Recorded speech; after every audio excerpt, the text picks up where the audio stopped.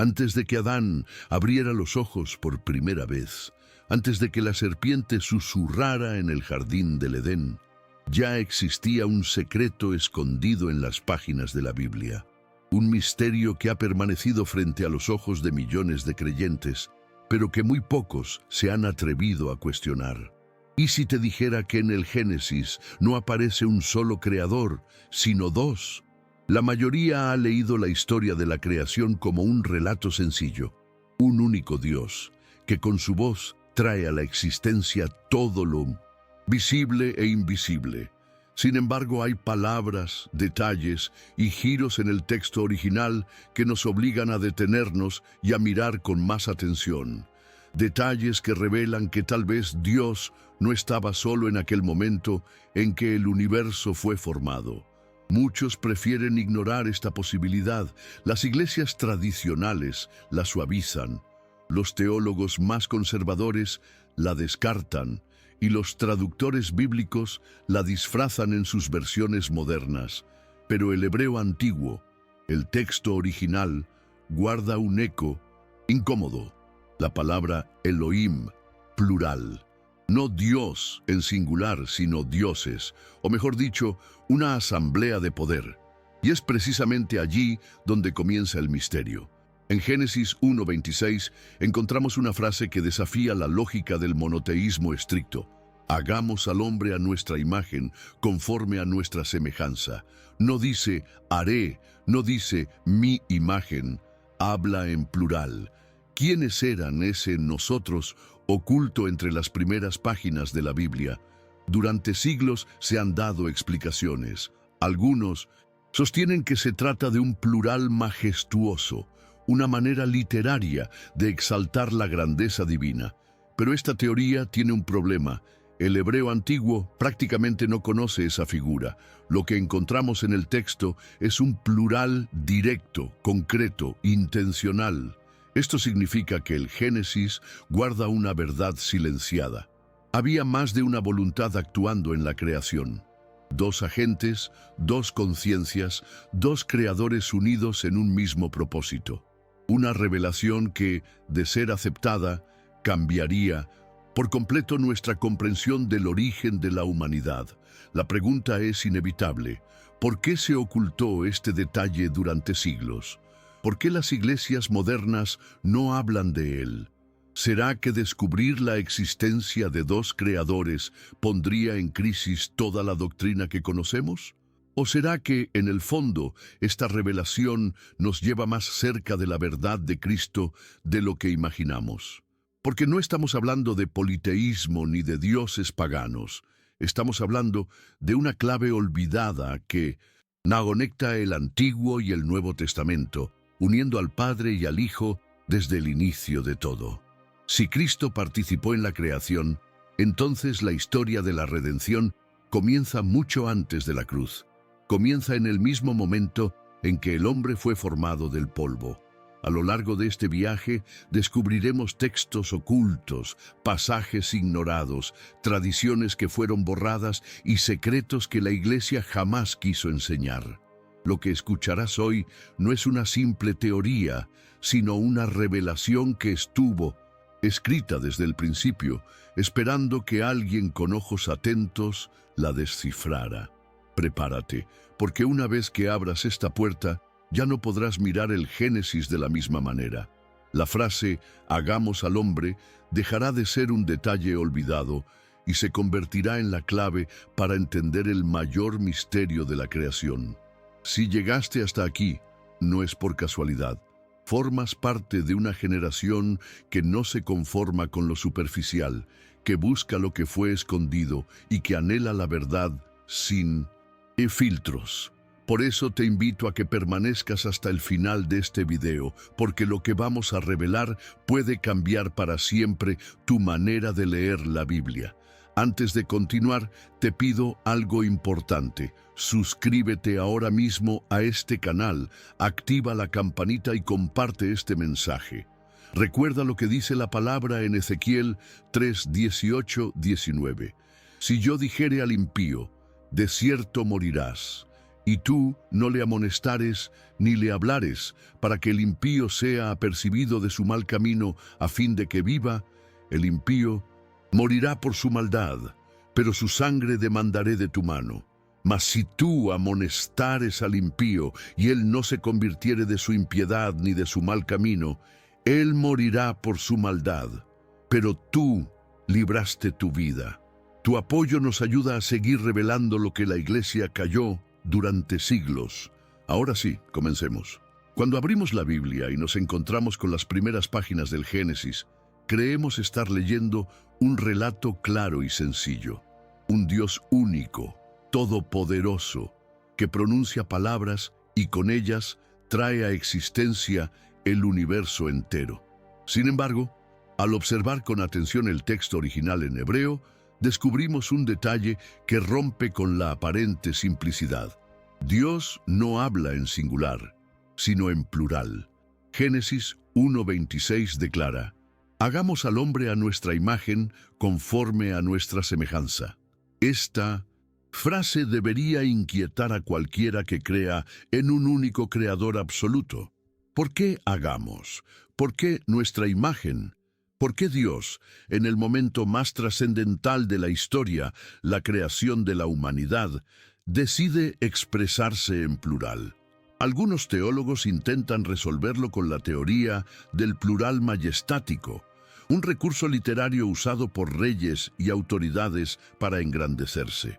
Pero hay un problema evidente. En el hebreo antiguo, ese plural majestuoso apenas existía. Era desconocido en la época en que se escribió el Génesis. Entonces, ¿cómo explicar que Dios utilizara un lenguaje que ni siquiera era propio de aquella cultura? La respuesta que muchos no se atreven a pronunciar es que no se trata de un recurso literario, sino de una verdad teológica. Había más de una conciencia divina en la creación. El texto no habla de «yo haré», sino de «hagamos». Esto implica diálogo, implica compañía, implica la presencia de otro ser con poder y autoridad. Y este no es un caso aislado. En Génesis 3:22, después de que Adán y Eva comen del fruto prohibido, Dios declara: «He aquí el hombre ha venido a ser como uno de nosotros, conociendo el bien y el mal». Una vez más, el nosotros aparece desconcertante, directo, imposible de ignorar. Más adelante, en Génesis 11:7, durante la construcción de la Torre de Babel, el texto dice: «Ahora pues, descendamos y confundamos allí su lengua, para que ninguno entienda el habla de su compañero». Descendamos, confundamos, otra vez, el plural. Siempre el mismo patrón. Un Dios que no parece hablar solo, sino en el marco de una asamblea, como si estuviera rodeado de otras entidades divinas. Esto nos lleva a considerar una pregunta que incomoda a las tradiciones más rígidas. ¿Acaso el Génesis está revelando la existencia de dos creadores actuando en conjunto? Si esto fuera cierto, toda nuestra concepción del origen de la humanidad tendría que replantearse desde la raíz.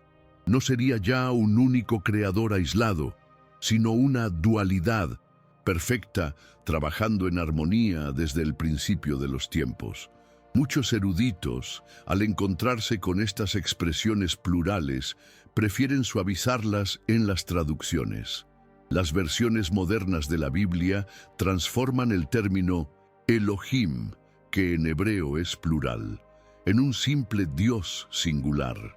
Así, el misterio queda enterrado bajo la comodidad de una lectura simplificada. Pero al hacerlo, se pierde una de las revelaciones más poderosas de la Escritura. El pueblo de Israel, en sus orígenes, estaba rodeado de culturas politeístas, babilonios, cananeos, egipcios. No resulta extraño que en sus textos más antiguos aparezcan ecos de una asamblea divina, un consejo celestial en el cual Dios tomaba decisiones acompañado de otros seres espirituales. Esto no significa necesariamente que adoraran a múltiples dioses, pero sí que reconocían la existencia de más de una voluntad actuando en la historia. Si unimos estas piezas, comenzamos a ver un patrón. El Génesis no es un relato de soledad divina, sino de comunión celestial. Hagamos no es una metáfora, es una pista, una invitación a mirar más allá del dogma y reconocer que el Creador nunca estuvo solo. Si observamos cuidadosamente la Biblia, descubrimos que el plural en el Génesis no es un accidente aislado. No se trata de una expresión literaria pasajera, sino de un patrón que atraviesa toda la Escritura. Para entenderlo, debemos ampliar nuestra mirada y entrar en un concepto olvidado, el consejo celestial. El libro de los Salmos ofrece una pista clave. En el Salmo 82 leemos: Dios está en la reunión de los dioses, en medio de los dioses juzga. Este pasaje tan incómodo para las traducciones modernas nos muestra una escena en la que Dios aparece rodeado de otras entidades espirituales, emitiendo juicios y tomando decisiones. ¿Cómo explicar que el mismo texto que exalta la soberanía del Señor reconozca la existencia de un consejo divino? El libro de Job también nos revela esta realidad.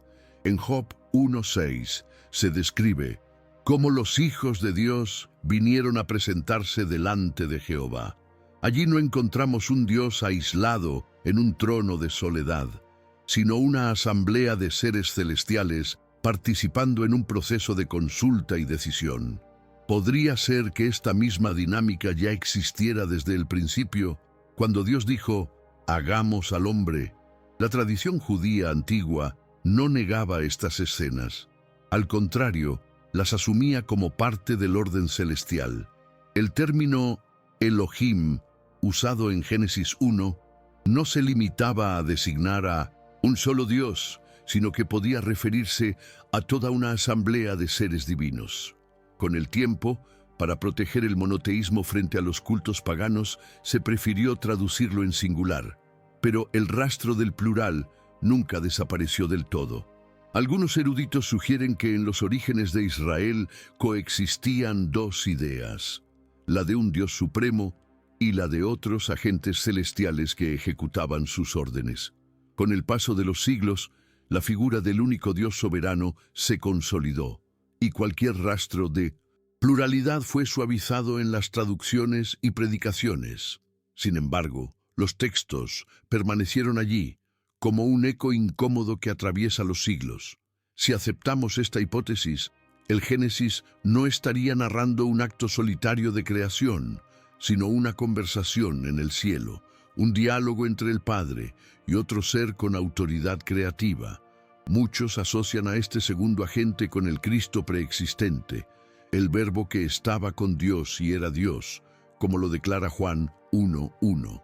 Otros lo identifican con una figura distinta, un ser celestial encargado de ejecutar las órdenes divinas, una especie de arquitecto cósmico.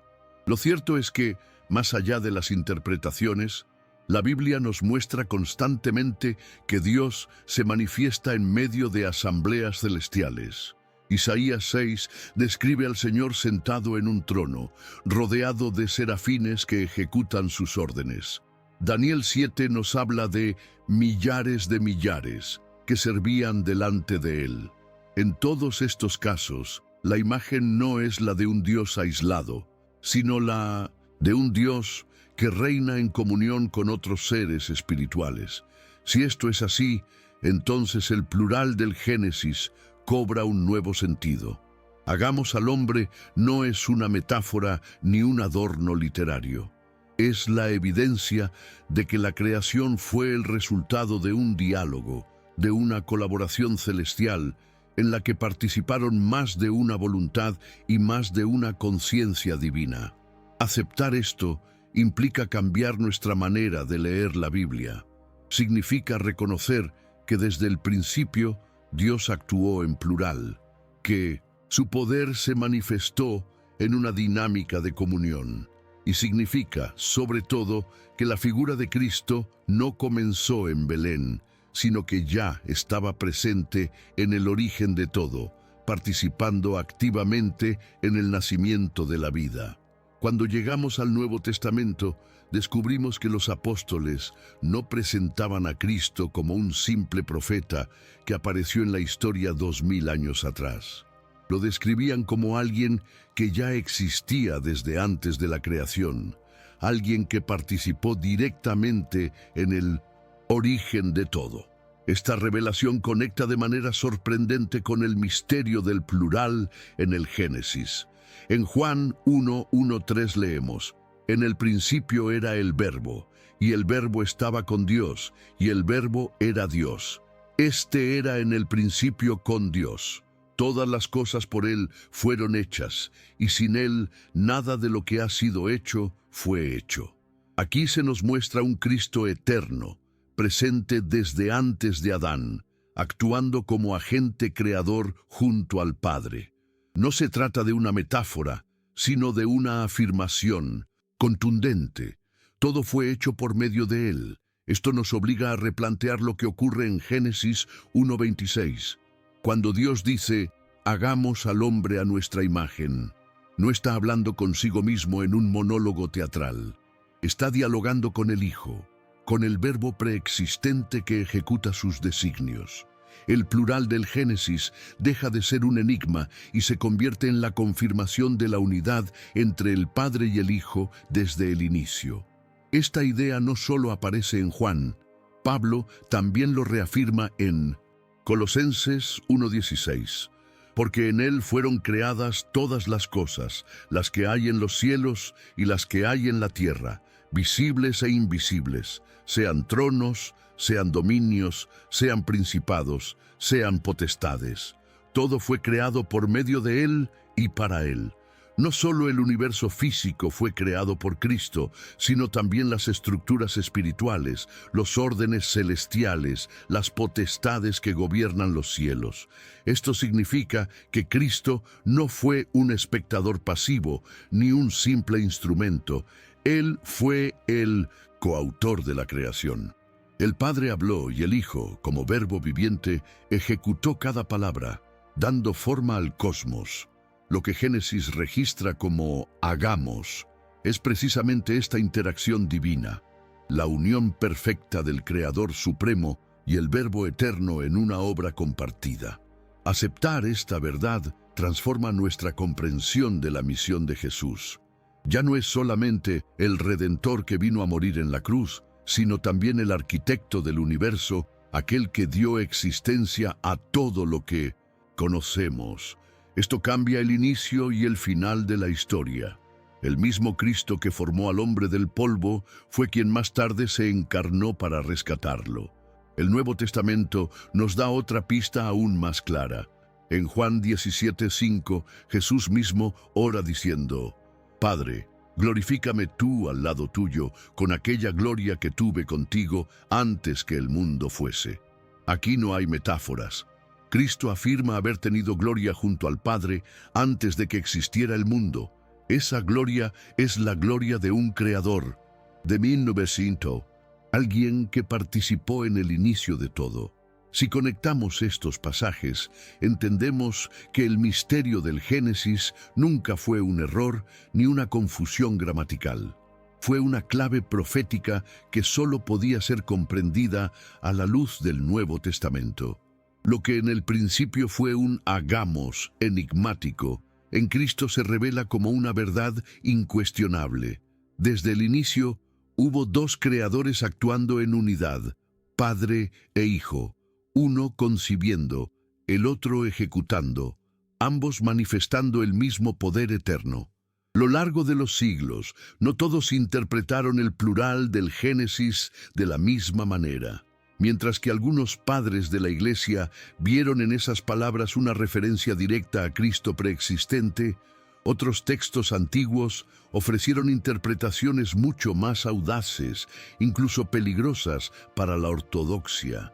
Nos adentramos aquí en uno de los terrenos más polémicos, la idea del demiurgo. En ciertos escritos gnósticos y apócrifos se sugiere que el segundo creador mencionado de forma indirecta en el Génesis no sería Cristo, sino otro ser celestial.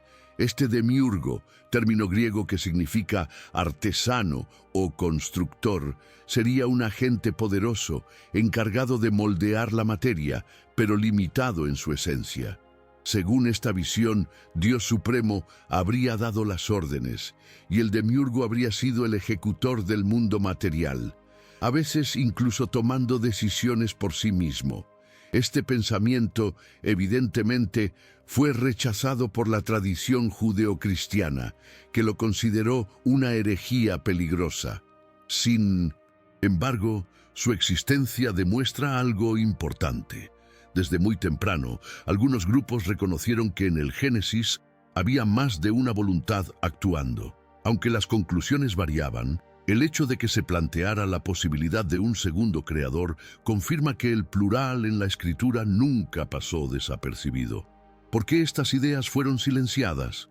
Porque representaban una amenaza directa para el monoteísmo estricto que las instituciones religiosas intentaban consolidar. Enseñar que había dos agentes en la creación podía fácilmente confundirse con el politeísmo, algo inaceptable para un pueblo que debía diferenciarse de las naciones paganas que lo rodeaban. Por eso, las interpretaciones más atrevidas fueron eliminadas, sus textos prohibidos y sus voces perseguidas. Sin embargo, los rastros de estas teorías permanecen. El libro de Enoc, por ejemplo, describe jerarquías de ángeles y seres espirituales con roles específicos en el cosmos, como si la creación hubiera sido una obra conjunta, coordinada por distintos agentes. En otras tradiciones antiguas se habla de arquitectos celestiales, de entidades que ejecutaban la voluntad divina en el mundo visible. ¿Significa esto que hubo dos dioses rivales en la creación? No necesariamente. Más bien nos lleva a pensar en una dinámica de funciones. Un creador supremo con autoridad absoluta y otro agente, Cristo o un ser delegado, con la misión de ejecutar el plan. Así, el plural del Génesis reflejaría no una competencia, sino una colaboración. Lo fascinante es que, aunque estas interpretaciones fueron perseguidas, no pudieron borrar la evidencia del propio texto bíblico. Génesis sigue diciendo, hagamos. Génesis sigue hablando en plural. Y aunque se intente suavizar con explicaciones teológicas, la pregunta persiste. ¿Por qué Dios eligió dejar ese rastro de misterio? Tal vez la respuesta sea que el propio Señor quiso provocar al lector. Tal vez el plural sea una invitación a no conformarse con lo superficial, a cuestionar, a investigar, a buscar la verdad oculta detrás de las palabras. Si fuera solo un detalle sin importancia, el texto habría dicho, haré al hombre, pero no lo hizo. Eligió el plural, eligió el enigma. Aceptar esta posibilidad abre un horizonte inmenso. Nos muestra que la creación pudo haber sido más compleja de lo que siempre nos enseñaron. Nos revela que hay secretos en las Escrituras que permanecen escondidos, esperando el momento oportuno para salir a la luz. Y sobre todo, nos recuerda que no podemos limitarnos a la versión cómoda que las instituciones religiosas nos ofrecen. El misterio de los dos creadores sigue allí, desafiándonos a mirar más allá de lo evidente. Si algo queda claro después de examinar el Génesis, es que el plural no es un accidente ni una simple figura literaria, es un rastro deliberado, una huella de un diálogo celestial que los traductores, teólogos y líderes religiosos no pudieron borrar del todo. A pesar de sus intentos por suavizarlo, sigue allí en cada versión, esperando al lector atento. En Génesis 1:26 encontramos el famoso «Hagamos al hombre a nuestra imagen, conforme a nuestra semejanza». Más adelante, en Génesis 3:22, Dios afirma «El hombre ha llegado a ser como uno de nosotros, conociendo el bien y el mal». Y en Génesis 11:7, durante la construcción de la Torre de Babel, leemos «Descendamos y confundamos allí su lengua». Tres momentos clave de la historia bíblica, tres ocasiones en que el Creador utiliza el plural. Lo interesante es que estas expresiones no aparecen en pasajes secundarios, sino en episodios decisivos: la creación del hombre, la caída en el Edén y la dispersión de las naciones. Es como si Dios quisiera asegurarse de que su rastro quedara impreso en los momentos más trascendentales de la humanidad. ¿Por qué, entonces, las iglesias modernas casi nunca hablan de esto? La respuesta es sencilla: porque admitirlo abriría una grieta teológica inmensa. Si aceptamos que en la creación actuaron dos, ¿cómo sostener la imagen de un Dios absolutamente solitario? Si hubo un nosotros en el origen, ¿quién fue el otro que estaba allí con él? Las traducciones han intentado resolverlo de distintas maneras. Algunas presentan el plural como un recurso poético, otras lo explican como un plural de majestad. Pero como ya vimos, el hebreo antiguo carecía de esa figura. Además, incluso si fuera un recurso literario, ¿por qué aparece siempre en contextos donde se toman decisiones vitales? El plural no es casual, es intencional. Incluso los textos apócrifos y extrabíblicos refuerzan esta idea. El libro de Enoc, por ejemplo, describe asambleas celestiales donde distintos seres cumplen funciones específicas. Isaías 6 muestra al Señor rodeado de serafines en un ambiente de corte divina. Y Daniel 7 habla de millares sirviendo delante de él. ¿No podría ser que el Génesis reflejara esa misma dinámica de comunión celestial? Pero lo más revelador es que el Nuevo Testamento parece confirmar este enigma. Cuando Juan dice que todas las cosas por medio de él fueron hechas, está afirmando que el Verbo, Cristo preexistente, participó en la creación. Pablo, en Colosenses 1:16, llega aún más lejos al declarar que todo, incluso las potestades y dominios celestiales, fueron creados en Cristo y para Cristo. El eco del hagamos se escucha en estas afirmaciones, como si finalmente nos revelaran lo que el Antiguo Testamento había dejado en clave, lo que los traductores no pudieron borrar, los síntesis que las iglesias no pudieron silenciar. Es esta verdad. El plural del Génesis apunta a un misterio profundo. Nos dice que Dios no estuvo solo, que la creación fue obra de una comunión divina y que desde el principio hubo más de una voluntad actuando en perfecta armonía. Aceptar esta realidad no destruye la fe, la enriquece. Nos muestra que Cristo no comenzó en Belén, sino que ya estaba con el Padre desde antes de los tiempos. Nos revela que la redención no fue un plan improvisado tras la caída, sino la continuación de una obra conjunta que había empezado mucho antes, en el mismo origen de la humanidad. Cuando volvemos a leer el Génesis a la luz del Nuevo Testamento, algo sorprendente ocurre. Aquellas frases en plural dejan de ser misteriosas y comienzan a sonar como un diálogo, no un monólogo literario, no una figura poética, sino una conversación real entre dos voluntades divinas que trabajan en perfecta unidad. Pensemos en Génesis 1:26. Hagamos al hombre a nuestra imagen, conforme a nuestra semejanza. ¿Quién responde a ese hagamos? El texto no lo dice de forma explícita, pero el eco resuena en el Evangelio de Juan cuando afirma: en el principio era el Verbo, y el Verbo estaba con Dios, y el Verbo era Dios. De pronto entendemos que esa voz en el principio no era solitaria, sino compartida. El Padre pronunciaba el plan y el Hijo, el Verbo eterno, respondía ejecutando la creación. Este misterio se aclara aún más en la oración de Jesús en Juan 17:5. Padre, glorifícame al lado tuyo, con la gloria que tuve contigo antes que el mundo fuese. Aquí Jesús no solo afirma haber existido antes de la encarnación, sino que declara haber compartido una gloria con el Padre antes de la fundación del mundo. Esa gloria no puede ser otra cosa que la obra creadora misma. Si unimos estas piezas, comprendemos que el plural del Génesis no es otra cosa que el rastro de esa conversación eterna. El hagamos es el eco de un diálogo divino que se dio en la intimidad de la eternidad, cuando el Padre y el Hijo decidieron juntos formar al ser humano a su imagen y semejanza. Esto explica también por qué el Nuevo Testamento insiste en atribuir la creación a Cristo.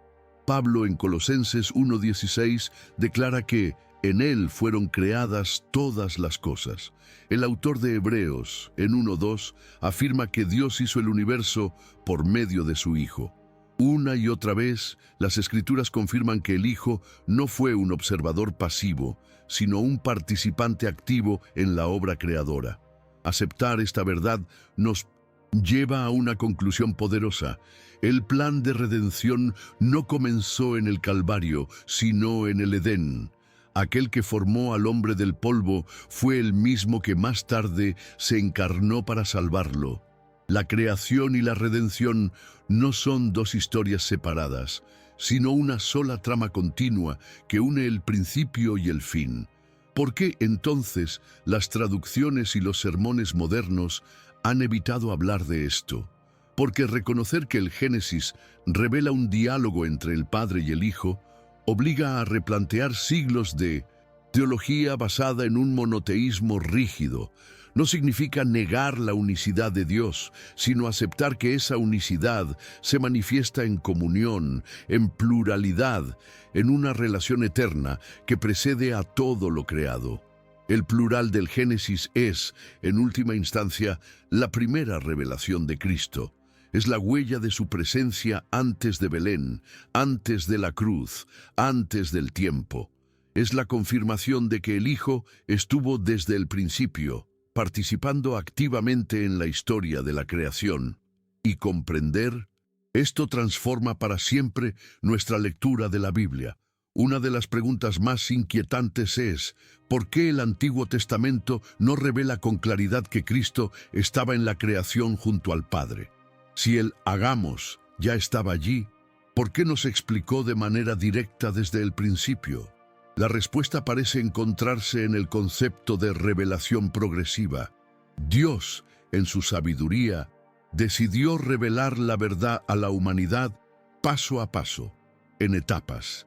El pueblo de Israel estaba rodeado de culturas politeístas, babilonios, cananeos, egipcios, todos ellos con panteones llenos de dioses y deidades menores.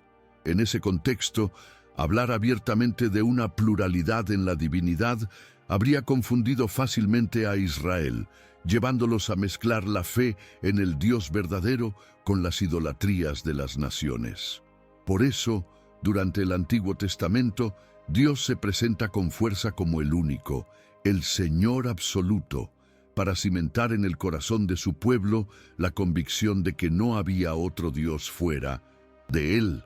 Solo después, con la llegada de Cristo, la revelación del plural oculto en el Génesis podía ser entendida en toda su magnitud. El apóstol Pablo lo confirma en Efesios 3:9, cuando escribe que Dios creó todas las cosas por medio de Jesucristo, pero añade que este misterio estuvo oculto desde siglos en Dios. En otras palabras, no fue revelado en su momento, sino reservado hasta que la humanidad estuviera preparada para recibirlo.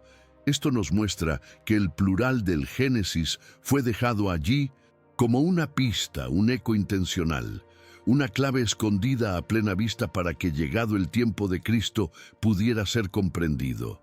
No era un error.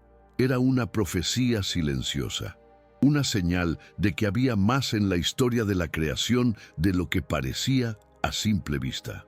Cuando Jesús declara en Juan 8:58, antes que Abraham fuese, yo soy, está confirmando esta revelación. Él no comenzó a existir en Belén, ya estaba antes, en la eternidad, compartiendo gloria con el Padre. De igual manera, en 1900, Apocalipsis 3:14, Cristo se presenta como el principio de la creación de Dios, una declaración que lo vincula directamente con el acto creador. Lo impresionante es que, al unir todos estos pasajes, comprendemos que la Biblia nunca ocultó la verdad, simplemente la reveló de manera progresiva. El Antiguo Testamento dejó rastros en forma de plurales enigmáticos. El Nuevo Testamento explicó esos rastros al mostrar a Cristo como el Verbo, el agente creador.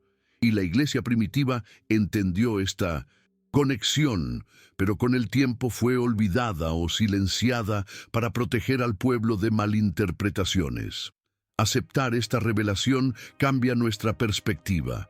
Nos muestra que la obra de Cristo no comenzó en la cruz, sino en el origen mismo de la humanidad. Él no solo vino a redimir, sino también a crear. Y al comprender esto, descubrimos que toda la Biblia es una sola historia, con los mismos protagonistas desde el principio, el Padre y el Hijo, actuando en perfecta unidad. Al llegar a este punto, el enigma ya no puede ser ignorado. El Génesis habla en plural porque había más de una voluntad actuando en la creación. Y al conectar el Antiguo con el Nuevo Testamento, comprendemos que esos dos creadores no eran rivales ni dioses extraños, sino el Padre y el Hijo trabajando en perfecta unidad. Esto nos lleva a una conclusión poderosa. La obra de Cristo no comenzó en Belén, ni siquiera en la cruz. Su participación en la historia de la humanidad se remonta al mismo origen del universo. Aquel que más tarde sería llamado Jesús ya estaba allí, formando el cosmos, moldeando al hombre, ejecutando la palabra del Padre. Si entendemos esto, la redención adquiere un nuevo significado. El mismo Cristo que creó al hombre del polvo fue quien descendió milenios después para rescatarlo. No vino a salvar una obra ajena, sino su propia creación. Esto transforma la cruz en algo aún más profundo. No es solo un acto de sacrificio, es el Creador mismo entregando su vida para restaurar lo que Él había formado. Los primeros padres de la Iglesia reconocieron esta verdad. Justino Mártir y Ireneo de León, por ejemplo, afirmaban que el Cristo preexistente fue quien se manifestó a los patriarcas, quien caminó en el Edén, quien habló con Abraham.